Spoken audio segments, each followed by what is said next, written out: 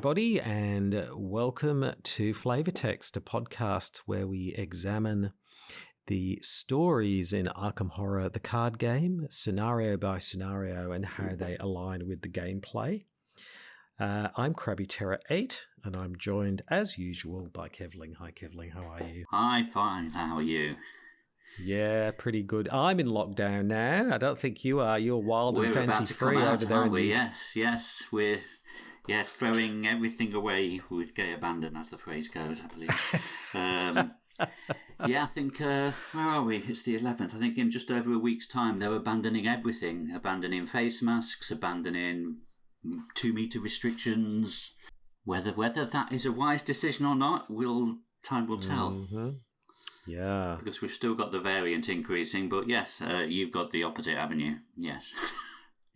Yes, it's lockdown 3, lockdown 4. Well, it was Melbourne. Well, the thing was, there was a bit of interstate rivalry, so Melbourne locked down a few times, and New South Wales and Sydney was very, very, very kind of smug about it. And now the tables have turned, so the Melbourne-Sydney rivalry is very much alive and well here in Australia. So it's like now the Melbourne people are saying, "See, told you so." So there's a bit of that going on. However, one of our nearest neighbours is Indonesia, and they are going through a really tough time.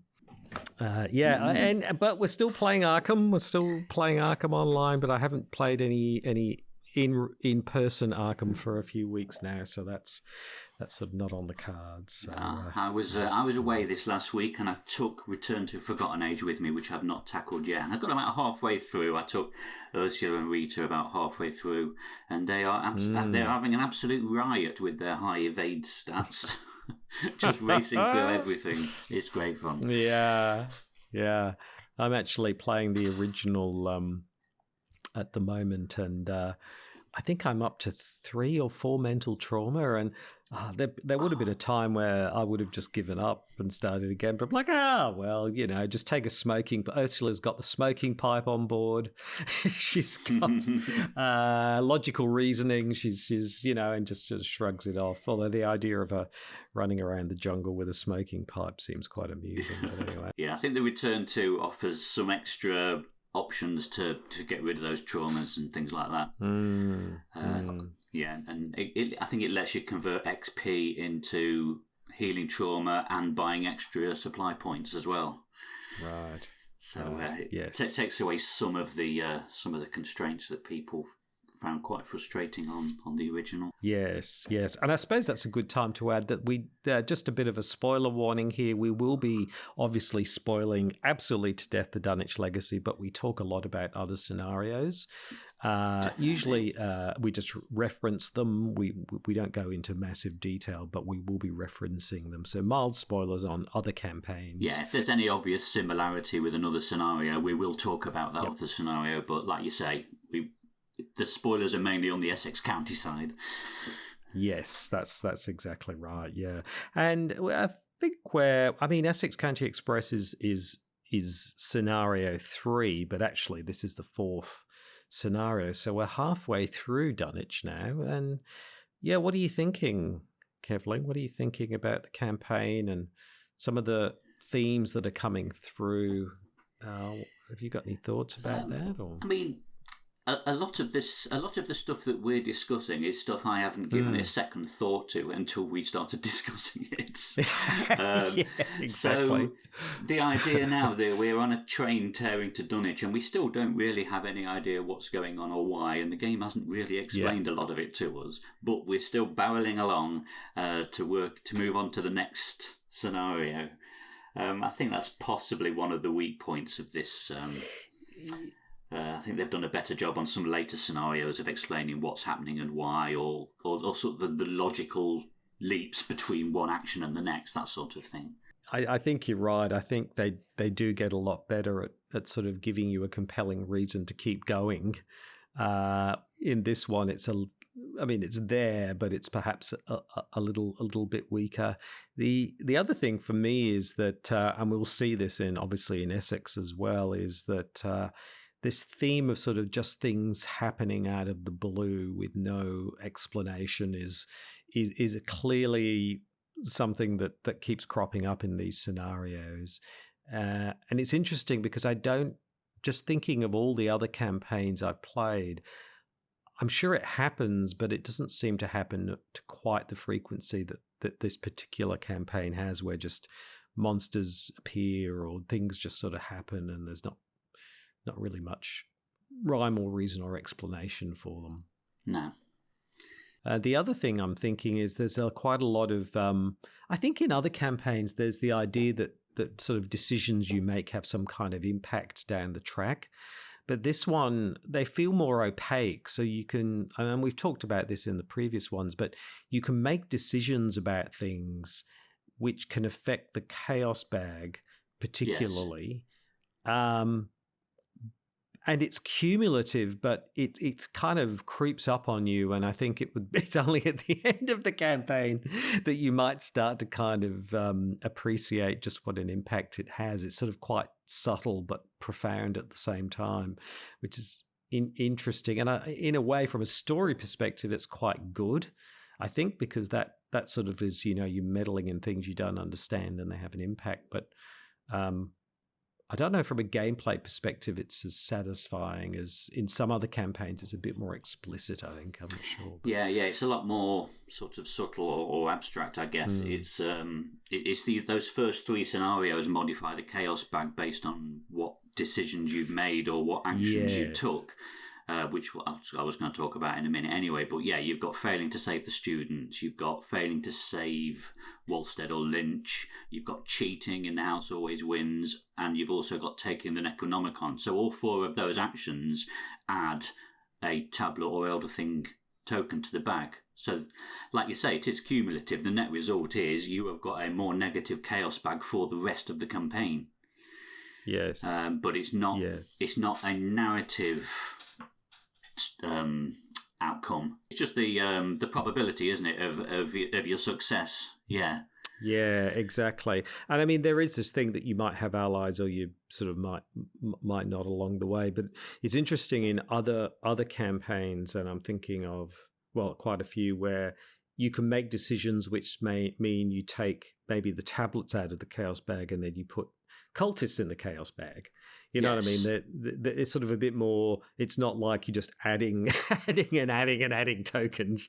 Yeah, you're sort of you're sort of balancing out the outcomes in slightly different ways, which usually have some kind of narrative sense. So, for example, if you've done something to piss off a cult, you'll take out Elder Thing tokens, and I'm making this up, I can't remember specifically, and you'll put in cultist tokens, you know what I mean? Yes, there's a similar thing going on in Forgotten Age, isn't it, depending on which side you're on, or if you're on neither side. And my playthrough Innsmouth, which I haven't finished because I died horribly, is it's almost the other way around in Innsmouth. You start off with a very negative bag, but then you get options to remove things from the bag as you start remembering things through flashbacks. Which I think that's quite a nice touch, but obviously we'll be touching on that in about 2037. Yes, I just had this thought: wouldn't it be awesome if different investigators had different chaos bags? Ooh. Oh, it was bad enough managing different decks through Dream Eaters. Never mind different chaos bags as well. There you go. I just had that thought there, and that'd be interesting, wouldn't it? So anyway, it will make the bless and curse mechanics a little bit more interesting because you're only affecting yourself. Exactly. Or less interesting. I'm not sure which. So where did we end up after the last scenario, Kevling? Where were what? Well, we were at the university, weren't we? So yeah, we've now realised we need to get to Dunwich to find out what is going on, because everything so far has happened in Arkham, hasn't it? Yes. I can't remember how far Dunwich is, but obviously it's far enough for an adventure on a train.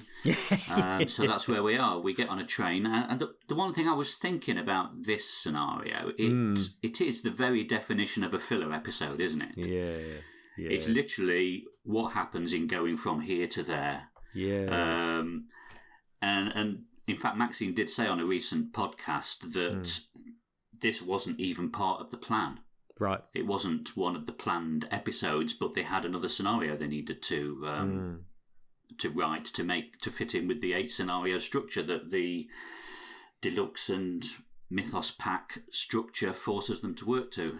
So, I mean, in some ways, it's come out with a really good scenario. So sometimes these constraints that you have to work to on the design area, it gives you the you come up with it gives you creativity and forces you to look at things in a different way and what have you. Necessity is the mother of invention and all that. That's the phrase I was thinking of. Whereas obviously that those constraints go away from Edge of the Earth onwards, in that they can basically tell whatever stories they want to tell and have branching narratives and what have you. Whereas because they had to think of an extra episode, they said, right, okay, well, what can happen on the train? Yeah. And it feels like a short, sharp scenario from that perspective, because, I mean, one thing that seems to have happened over time is the scenarios have become increasingly longer and more involved and more complex. And it was quite refreshing, actually, to play a scenario that was, relatively speaking, quite sort of fast and furious. And I think that was quite nice to do that. And it was it's a nice simple structure as well. You start on the left, you've got to get to the right. That's it. And I think it fits nicely with the idea of, because, like you say, there's not been I mean, there's references to we've got to get to this place and that place, but it's not exactly been a sort of a feeling that you've really, really got to get a move on. You know what I mean? There's no that things are really moving very fast, and this kind of builds the pace at the right time, because things were sort of getting a bit flagging a little bit. I think if you think about the sort of the story tempo throughout the campaign, pacing is everything, and it felt like the pacing was things were kind of sort of leveling off a bit. So this Essex County Express really revs that up, because it's fast, it's quick, it's fast and furious, and it gives it, I mean, like the story itself being on a train, it gives it some momentum, I think, in quite a nice way. Definitely. Yeah. And even visibly, the way you lay the cards out, you are literally laying a train out. Yes. And you are working along the train from back to front. Yes. It's really nicely designed. Yeah, it reminds me a little bit of, and I think we've talked about this, the back end of, is it the Doom of Etsley, I think it is, which is a similar thing where once you find the relic, you kind of, you take all the cards and they're laid out in a particular sort of format. The map sort of restructures itself, doesn't it? Yeah, into one linear, essentially a linear gauntlet that you've got to race down. It's just a question of racing back to and it's a nice way of creating that idea of focus, that you're just running to an exit to get out. And this is a sort of a precursor to that, but they're very similar in that way anyway, that they both have that kind of feeling about them. Yeah, and then you've also got the likes of, is it Horror in High Gear in Innsmouth, where it's a similar concept, only instead of you laying out a train, you're laying out a road and you're making your way down the road in your car, or someone else's car. But the road can fork at different points as well, so that adds a little bit of an extra extra gameplay into the mix there. But yes, similar concept, but built upon the foundations that Essex County Express laid, I think.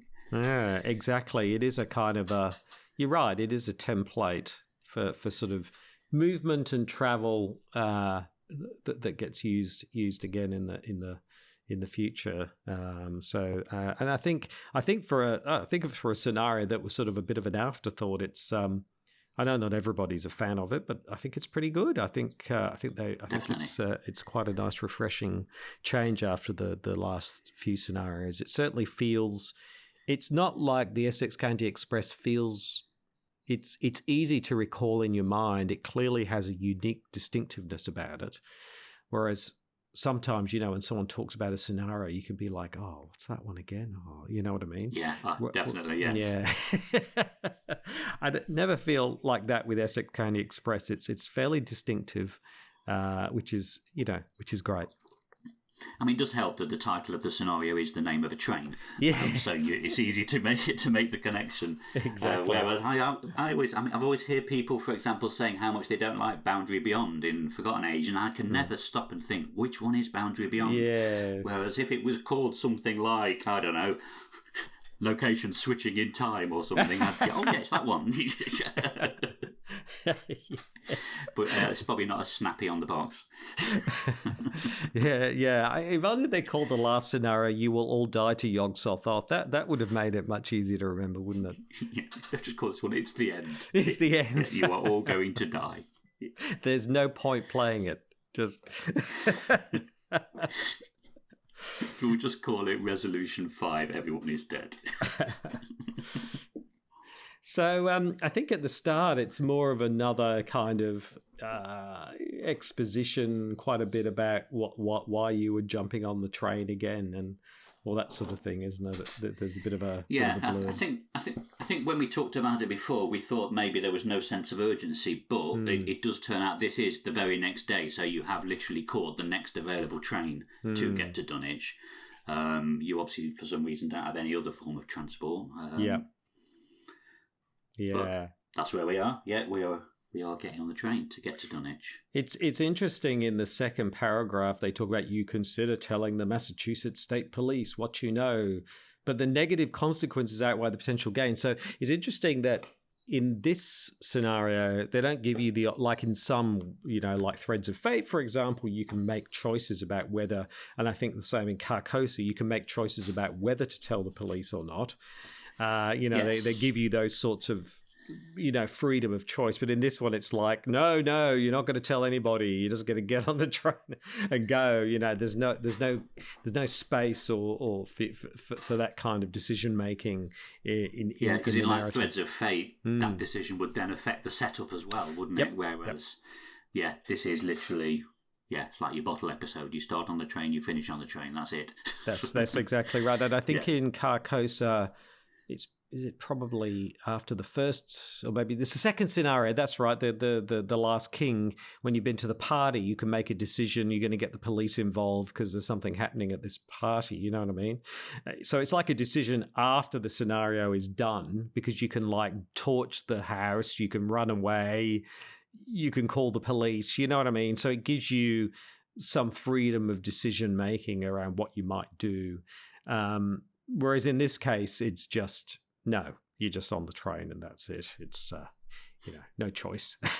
You're told what to think and then you get on the train. And it's not a normal trip by any means, is it? Not by any stretch of the imagination. No, I can't imagine this ever happening on British Rail, but you never know.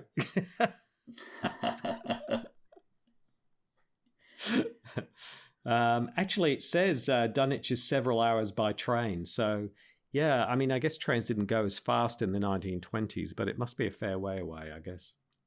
Yes, and we've managed to phone ahead, haven't we, and speak to Zebulon Watley. Yes, who is undecayed or less decayed than some of his other relatives of the family. Yes. Which is a reference to the original story, which carried on about decayed and undecayed branches over and over again without really explaining what that meant. At least in this, they put undecayed in kind of inverted commas because it's kind of a meaningless, whatever it means. And they give you an explanation as well, don't they? This says undecayed or otherwise untouched by nefarious and diabolic rites. Yes. So not engaging in nasty cultist activity, basically. So he's going to pick us up at the airport. So so he's going to is it Zebulon Watley's going to pick us up when we get to the other end, and so and drive us into town. Yes, but unfortunately, suddenly the train kind of just comes to a violent halt at some stage. That's right. And what on earth is about to happen? So we've got our setup instructions. So as we already mentioned, the train is laid out left to right, and this is, I think it's the first example, isn't it, of a completely randomised map. So basically, we've got a choice of, I think, is it 8 train cars we've got? It is, yeah, 8 train cars, and we randomly put 6 of them into play. And there are 3 engine cars, and we randomly put 1 of them into play on the right.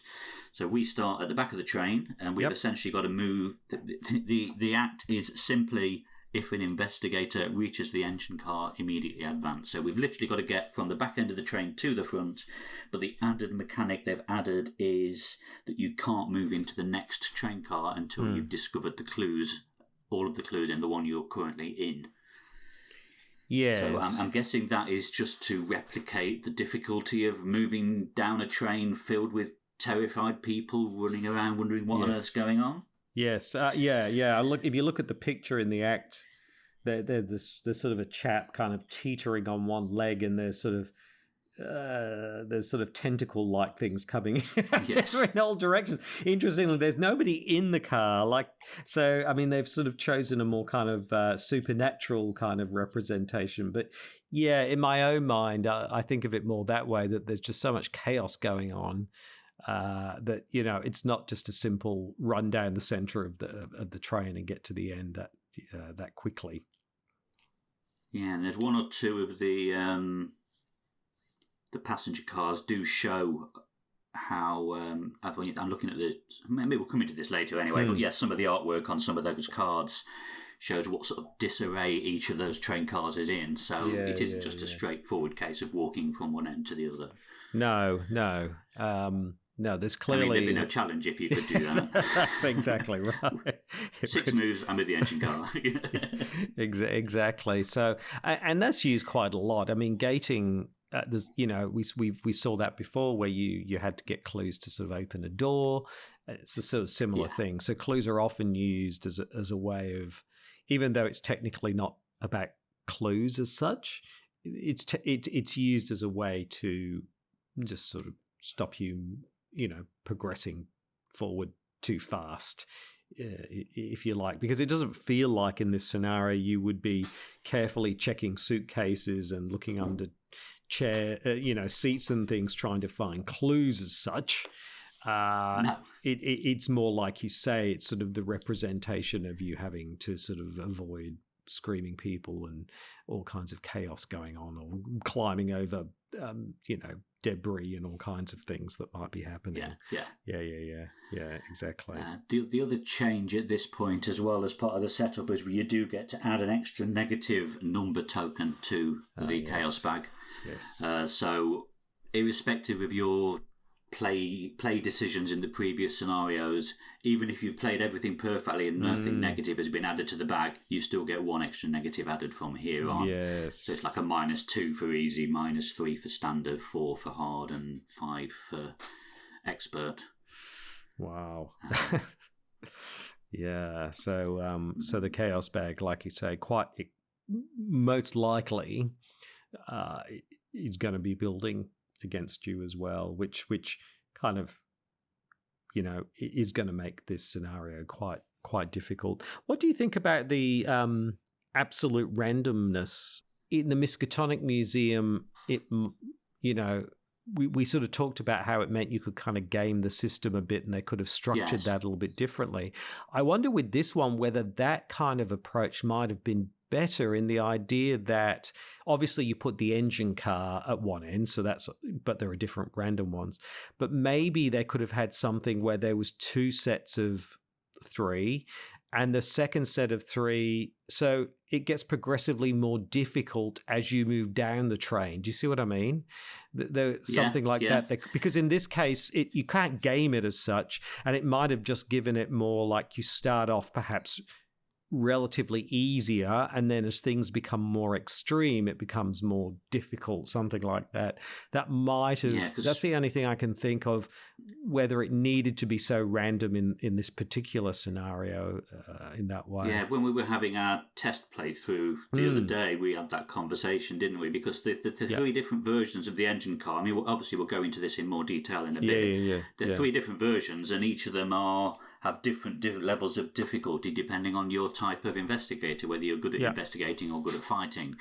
Whereas it might have been an idea to, like you say, if some of these train cars could be linked to the engine car, so if you're getting the fighty engine car, you don't get the fighty passenger cars. Or, do you know what I mean? There's some sort of thematic link between the two. But at the moment, it could be completely unbalanced one way or the other, I guess. Yes. You could get the easy train cars and the easy, I'm using air quotes, the easy engine cars, depending on your investigator. Exactly, yeah. And I think, is this the first scenario where there are literally, you literally need no clues on the act itself? Like, there literally is just a dash. You know what I mean? I think you're right. You literally only need the clues to move to the next location, don't you? That's right. So as the agendas advance, it does tell you to just throw them all away anyway. So. Yeah, exactly.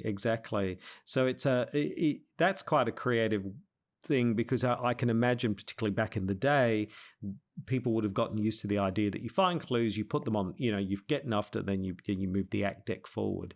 And in this case, it's not about that at all. Like you say, the clues allow you to progress physically down the train, but the act deck is moved forward by achieving certain objectives instead. Yeah, I'm just looking back. Sorry, in extracurricular activity, there was a couple of stages like that where you had to find an objective on one of the encounter cards. Yep. And so that was where you had your branching resolution, like whether you had gone after the students or gone after the experiment, etc. Yeah. So it's not completely new, but it's the first time that clues really mean nothing at all other than moving from one location to the next. Yeah, exactly. At least on extracurricular activity, clues were important for some stages and then they weren't. Whereas here, they're not important at all, other than, like you say, a gatekeeping mechanism to stop you just running down the train. Yeah, exactly. Yeah. So we do the random thing. We get 6 of the 8 train cars and they're laid out. So, that makes it a nice scenario, because you never know what order they're going to be in. You never know what you're going to get, which does make the journey different every single time, which is nice.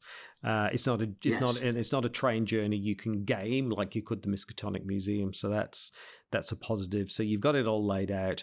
The only thing is you don't have to. I think with the very first car, you don't. I think it says you whatever. Yeah, you ignore impact, the force. You ignore. Exactly.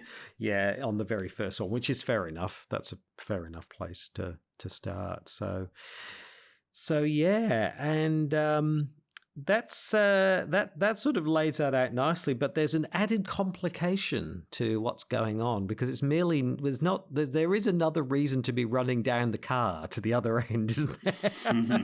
There certainly is. Yes, so the art on the Agenda 1A does kind of give that away. Yeah, there's this gaping maw appeared in the sky, hasn't it? And it's gradually pulling in. Well, looking at that artwork, trees, cars, houses, pretty much, and the back end of the train. Yes, and the back end, pretty much everything. How it's got there, why it's there, no explanation. There's not some wizard of Yog-Sothoth madly twirling his hands in the sky or anything, but it's just there.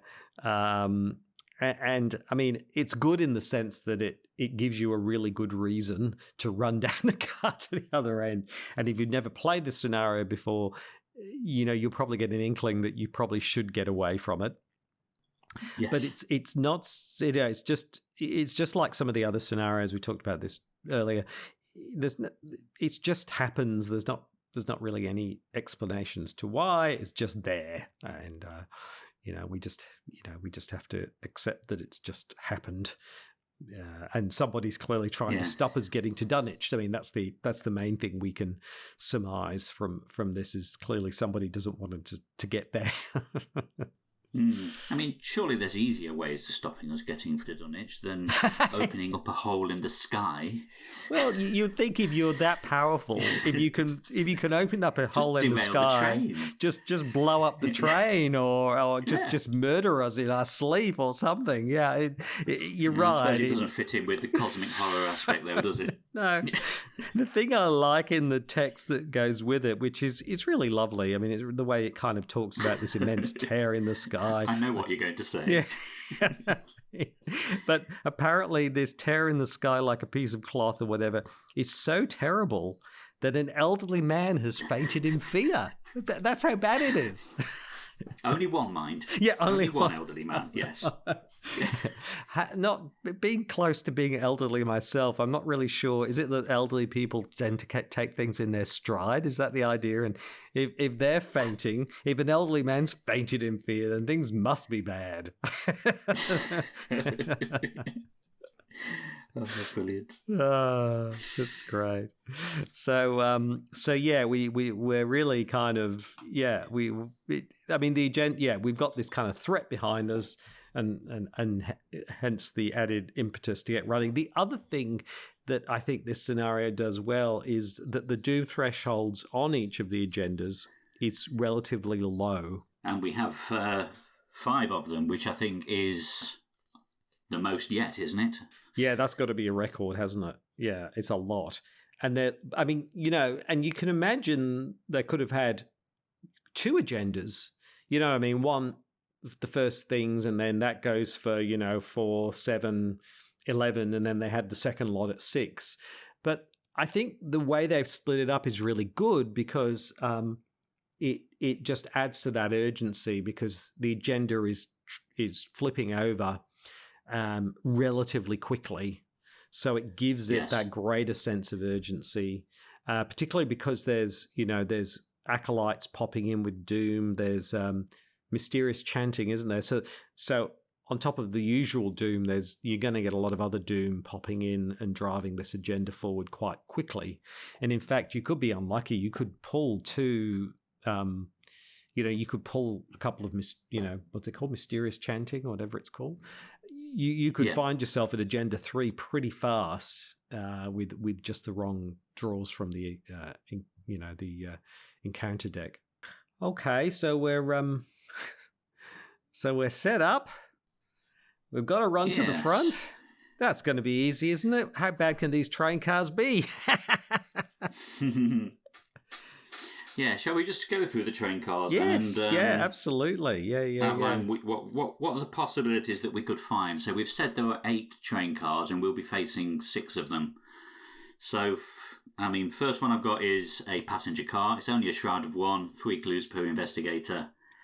And when you enter it, you've got to discard 2 evade icons or take 2 damage. And that's a theme as we go through the train, isn't it? Yes.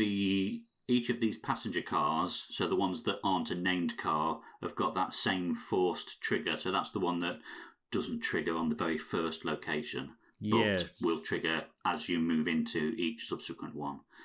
So they're all basically the same sort of thing, but just with different levels of shroud and number of clues. You've got a 1 shroud, 3 clues per investigator, 4 shroud, 1 clue per investigator, 2 shroud, 2 clues per investigator, 3 shroud, 2 clues per investigator, and 1 shroud, 1 clue per investigator. Yeah. And each of them has the same thing about having to discard cards, whether it be evade, fight, willpower, intellect, or wild. Yes. So they are the 5 sort of bog standard passenger cars. But then we also have the 3 named cars as well. There's the sleeping car, which is a 4 shroud, and there is only 1 clue no matter how many people are playing. Mm-hmm. But you do have, and I love this, you have the option of taking an action to gain 3 resources by stealing a passenger's luggage. I love that, and it's one thing I definitely wanted to pick up on this as well, because in The House Always Wins, you've got that option where you can cheat. Yep. And the game says, remember that you have cheated. So when you're doing the resolution, you actually then have to put, I think it was a tablet, into the bag because you have cheated. Not a tablet, sorry, it was an elder thing. So now you get to this point, you go, oh, I'm going to rifle through a passenger's luggage. I'd probably better not do that because we know what happened last time I did something that was a bit naughty. Yeah.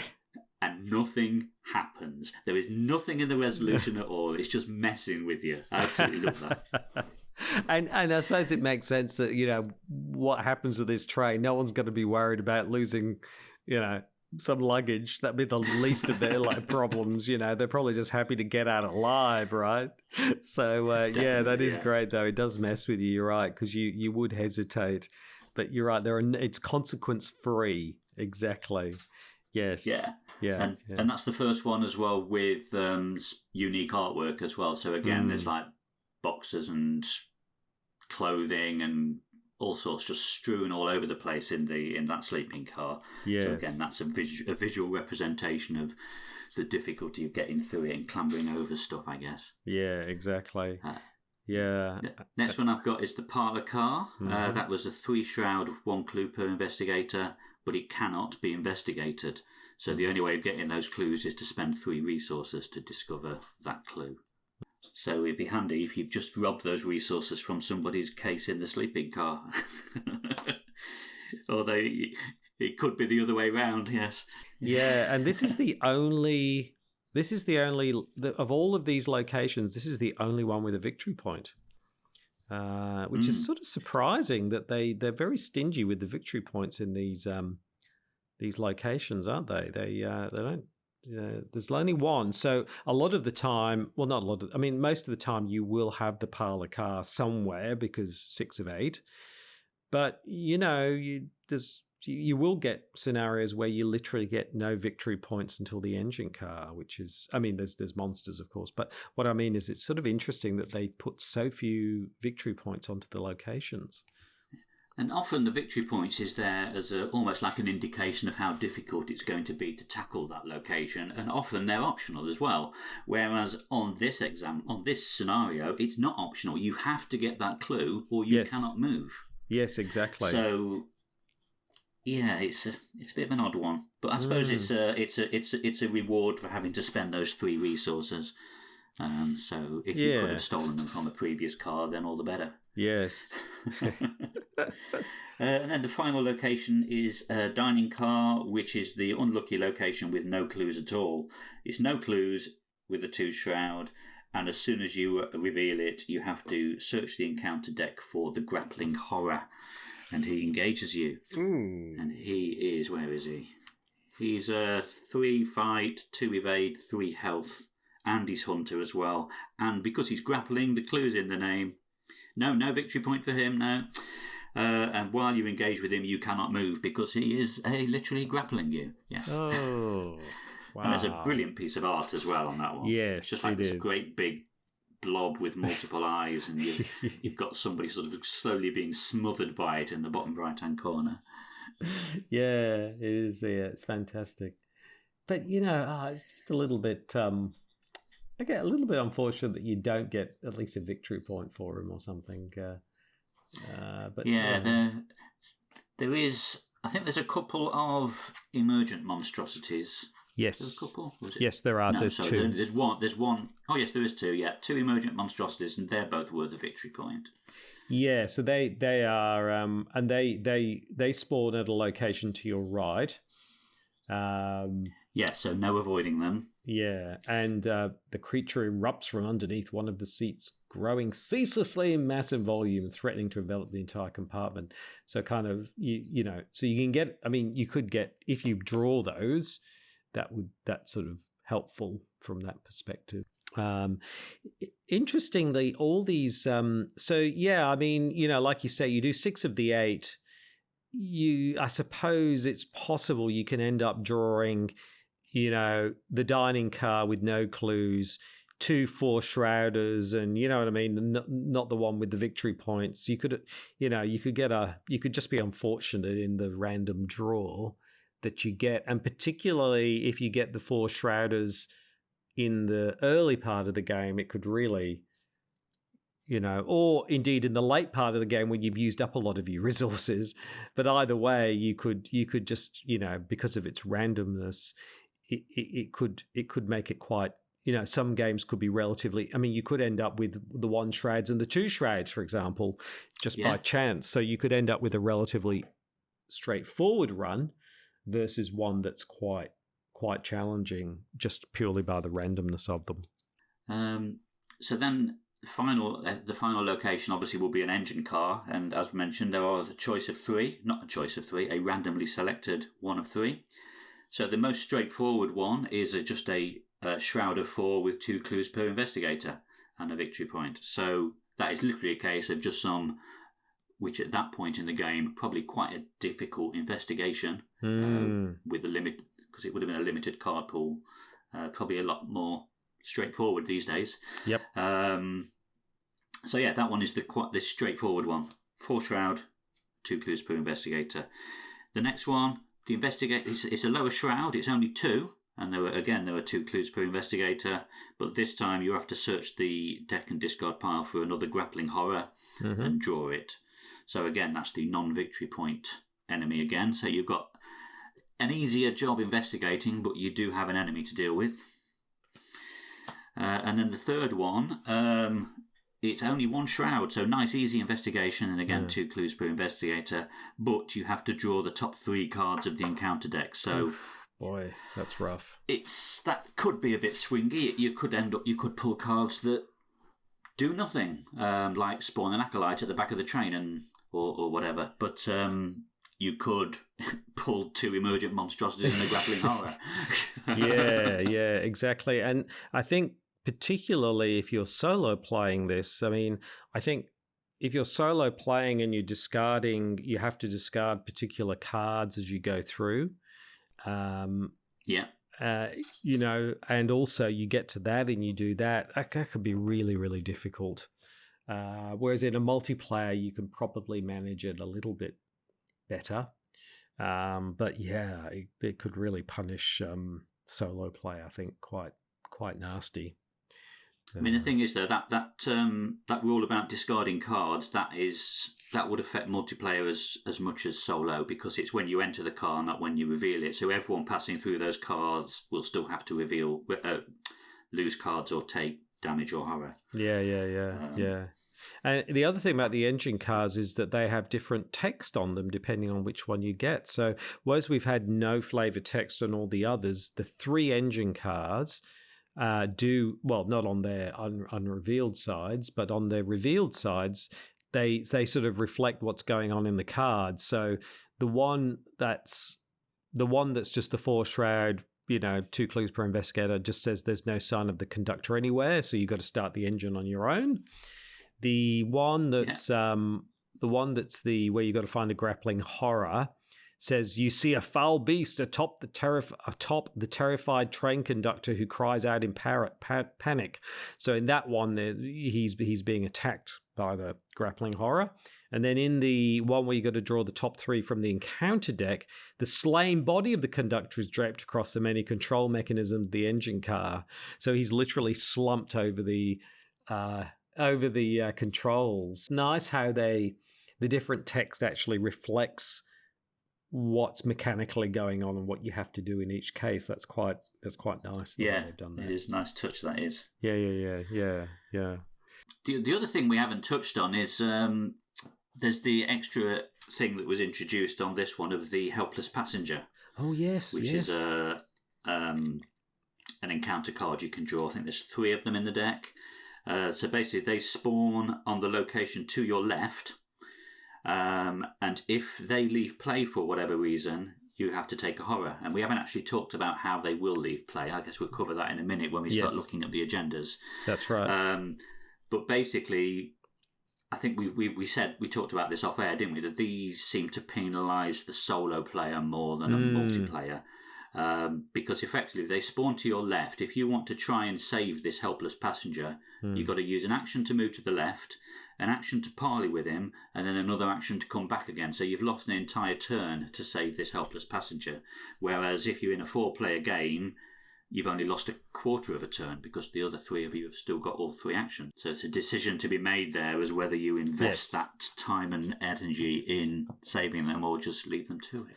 Yeah, I mean, if you're playing Roland solo in Essex County Express, you're probably going to want to do it because you've got 5, unless you've got allies, you're going to need to manage that. If you're playing... I don't know. I'm trying to think of someone with very high horror soak, one of the mystics or something, you're probably going to be fine. If you're, I think, Agnes, someone like that, you'd be fine. The thing I also noticed is it's actually a surge. So even if you draw the helpless passenger, that's not the end. You've got to draw another card on top of that. So potentially you could have multiple helpless passengers all at the same time. That's true. You could keep surging into them. And get more of them. So, I think we might have missed that when we were playing. That's right. Yeah, I've just noticed it now. It's in very tiny letters. Oops. Surge. So, yes. Yeah. So that's an added impetus. And like you say, there's it's not that they're going to get killed by monsters themselves, but there's other effects that are going to happen where they disappear. Yeah, shall we talk about that now then? Yeah, that's absolutely. The progression of the agendas, isn't it? So yes. We've mentioned that there are 5 agendas this time. Yes. And like you say, we've not seen this many agendas before because we are still in the early stages of the game's life. Yep. As soon as Agenda 1 advances, it's 4 Doom threshold. As soon as that advances, the leftmost car is basically devoured into the sky. How did it turn into your horror? It rises off the tracks and is consumed by the gate above you. So you remove the leftmost train car from the game. Obviously, it goes into the victory display if it's got victory points, but any enemy and asset at that location is discarded. So if a helpless passenger is there and you haven't got to him to save him in time, it's out of the game and you have to take a horror, was it? Each investigator has to take a horror. Yes. So every player has to take a horror. Yeah, and then basically it basically progresses like that. Agenda 2A is only a 3 threshold, and again, 1 car disappears. Then things start escalating from Agenda 3 onwards. That's a 4 threshold agenda, and that time 2 cars get devoured. And then the same again on Agenda 4A. It's a 3 threshold and 2 get devoured. So at that point, all 6 train cars have gone. Yes. And either you've been killed because you were in those train cars, or you've managed to get to the engine car. Because, that's the thing as well, is if you're in one of those engine cars that gets consumed by the maw, then you are defeated. Yes, exactly. And it could just be that you just pull a lot of acolytes and chanting, mysterious chanting, you know what I mean? Like pull 2 acolytes and a mysterious chanting, and that's 4 doom right there, right? So I mean, you can find that very quickly. It can sort of escalate very fast. I think there's the Wizard of the Orders in there as well, and so there's and you have to put them on locations which are currently not, which are unoccupied, right? So you could have a case where you pull an acolyte, you put him in the next car, then you get the Wizard of the Order, you put him in the car after that. And to get to him, you've not only got to get all the clues, but you've got to defeat the acolytes along the way. And meanwhile, he's building up doom, you know what I mean? And then you get a mysterious chanting, and before you know it, the cars behind you are already getting sucked into the. So I can see why some people would just find this particular scenario just too much, because they can, very quickly it can escalate very fast. It's nice the way each agenda doesn't say the same thing. It sort of gets more and more nasty as you go along. Yes. It's just a tear at first, then the mower widens, then it's rolling backwards, then you're drawn in and out of time. It's sort of quite nice the way they kind of step up in that way. And obviously, you've got your fainting man on the first one. You've got people running around on the second one.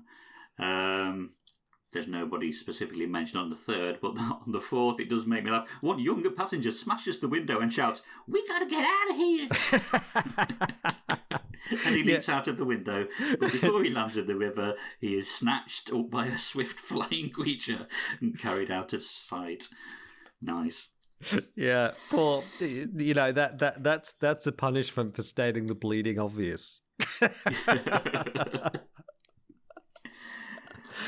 were talking through the agendas. So if you reach agenda 5, you're in the engine car. So at that point, agenda 1A will have advanced, because as soon as you enter the engine car, advance. You then have to do a test at that point. So you choose either an evade or a fight of 3 because basically you get there's one of these night gaunts, I think it is, isn't it? It's a creature anyway. Creature swoops down from above. Yep.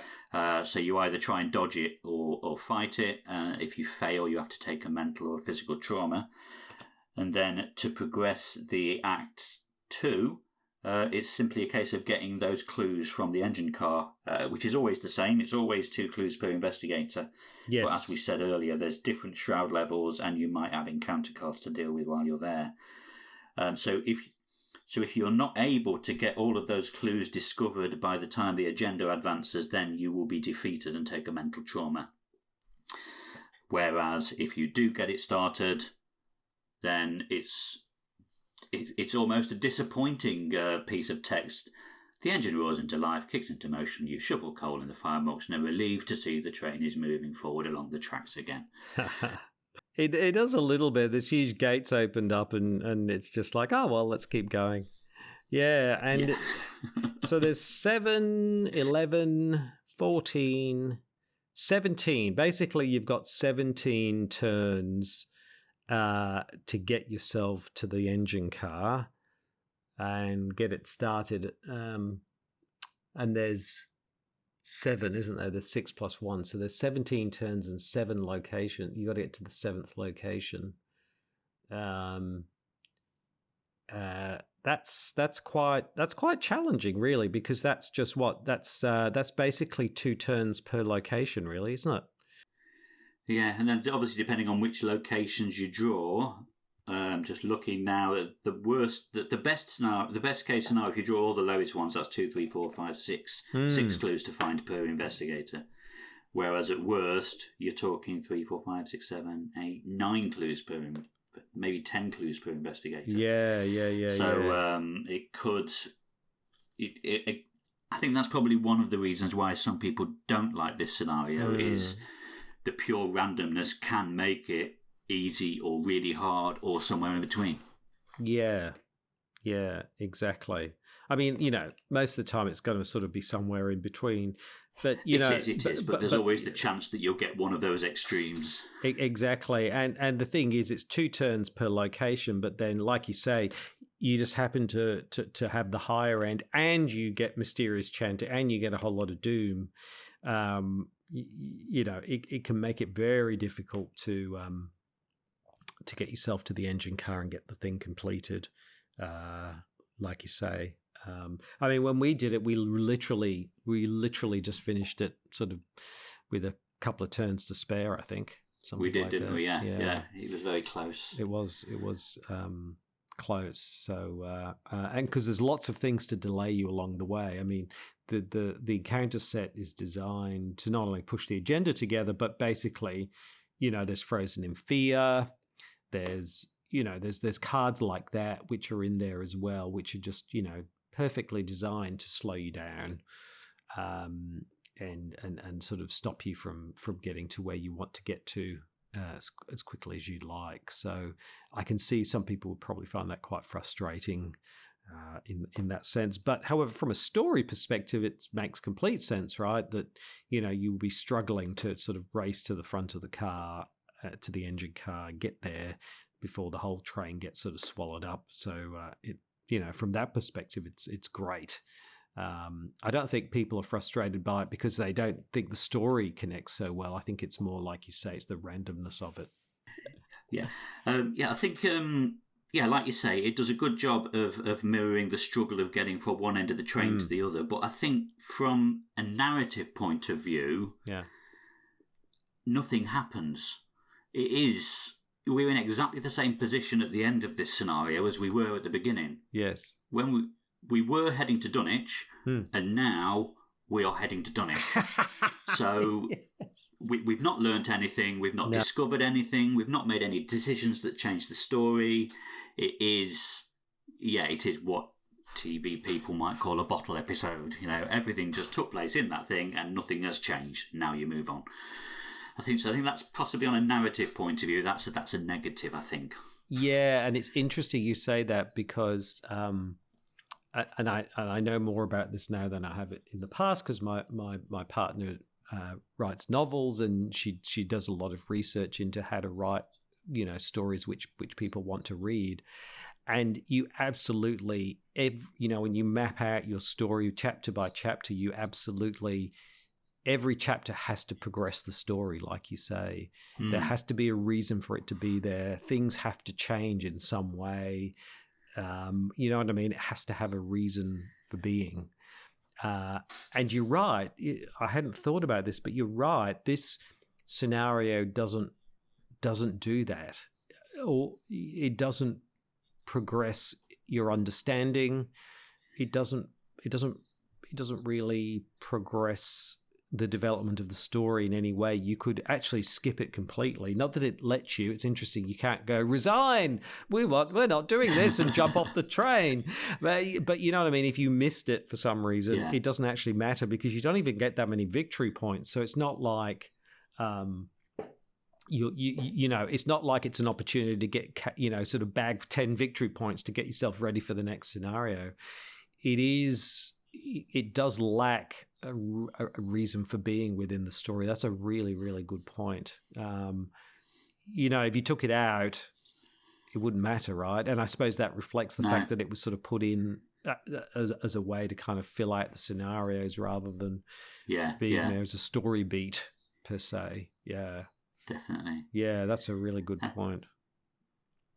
The only other thing we've not covered is the different outcomes then, as a result of this.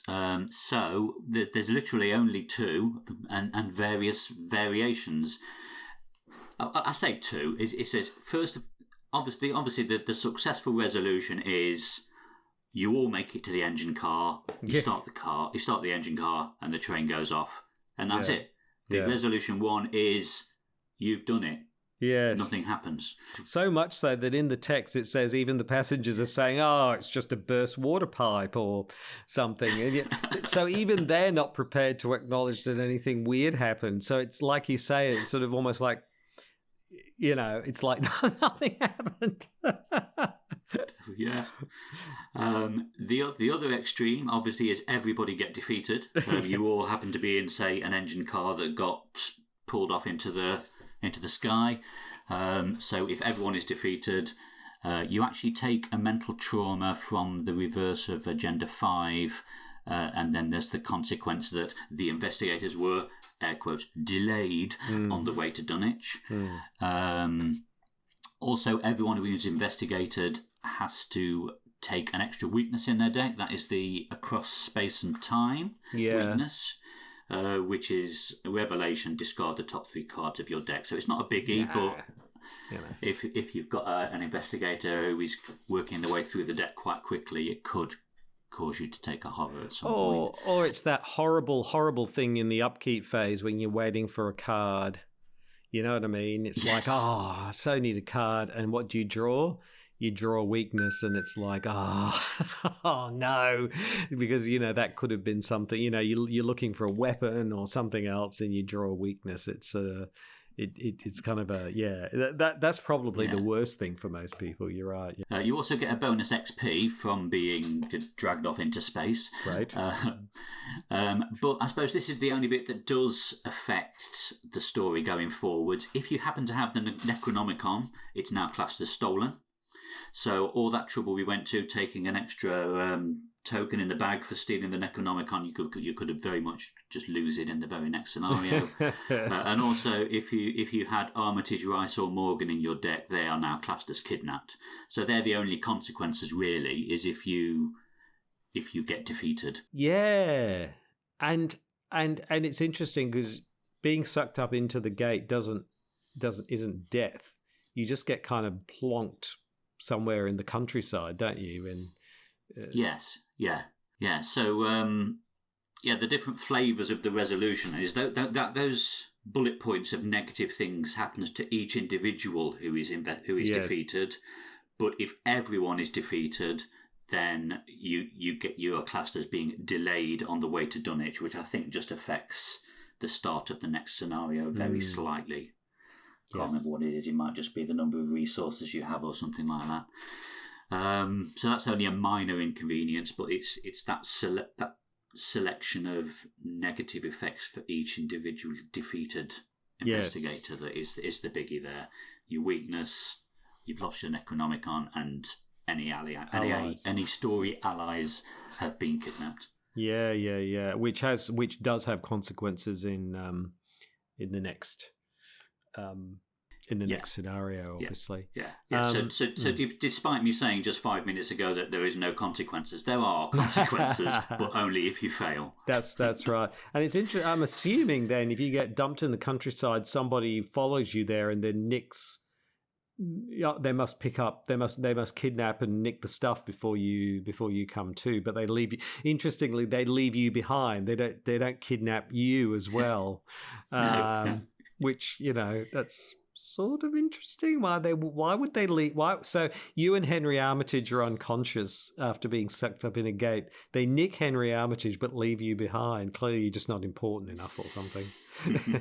And the other thing that's interesting is that, I don't know about you, Kevling, but if I was sucked up into a gate and spat out somewhere else in the countryside, going through, 4-dimensional space and time, I don't know that I'd be just sort of getting myself up, dusting myself up and walking along the train tracks and making my way to Dunwich.